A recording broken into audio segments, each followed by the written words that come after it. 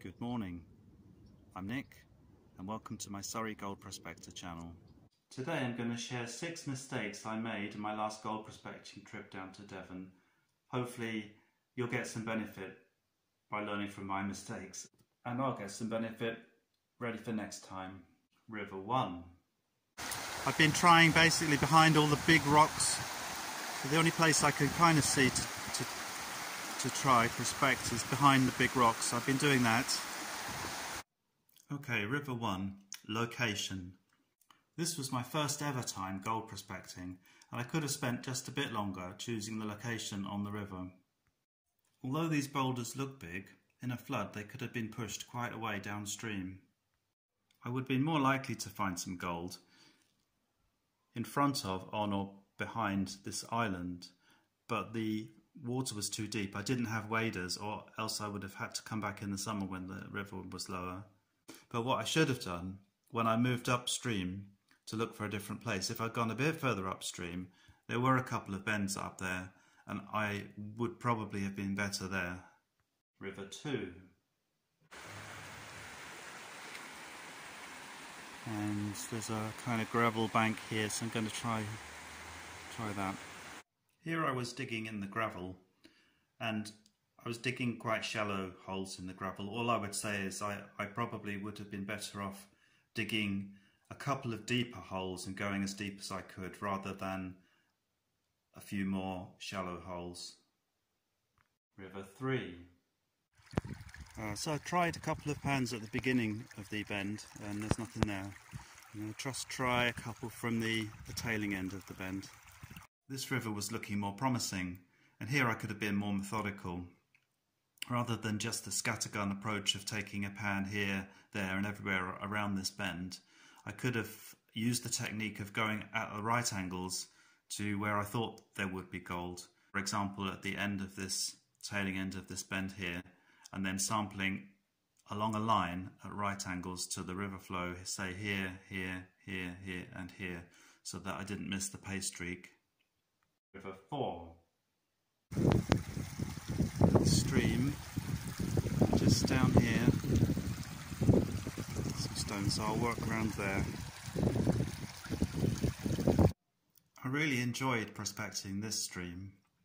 I don't know if you can see that, but just there I was getting some results here, although I didn't find gold here, but there were minerals and metals in the pan.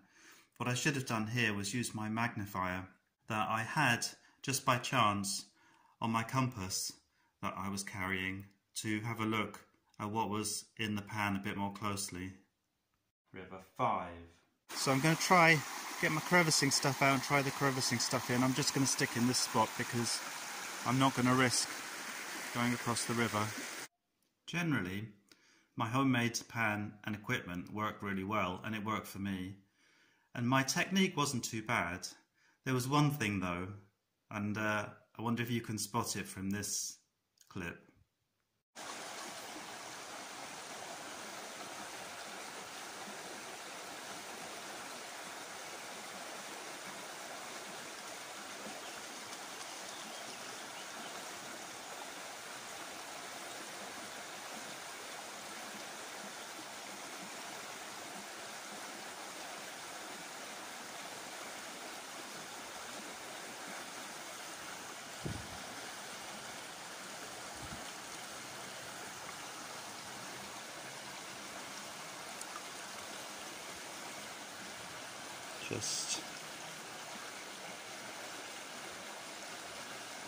No, nothing there, just a load of black sand.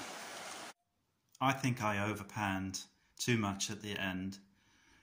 When I look back at the clips, I was screaming at the screen, stop, don't do any more, because I think I was losing black sand. I don't think I lost any significant gold, but for the kind of flower gold that I was after, I could very well have had it flow out of the pan. So the lesson is to stop sooner and take a look at what I've got left in the pan. River 6. And there's a little sandbank here, and there's some stones dropped out there. So I'm going to have a quick work of that and see what I can find.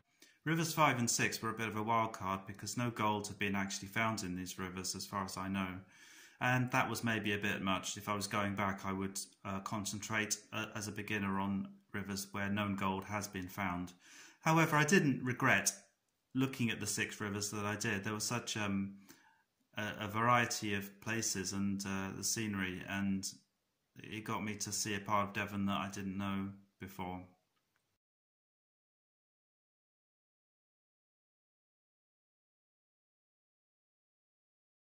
Well, I hope that was useful.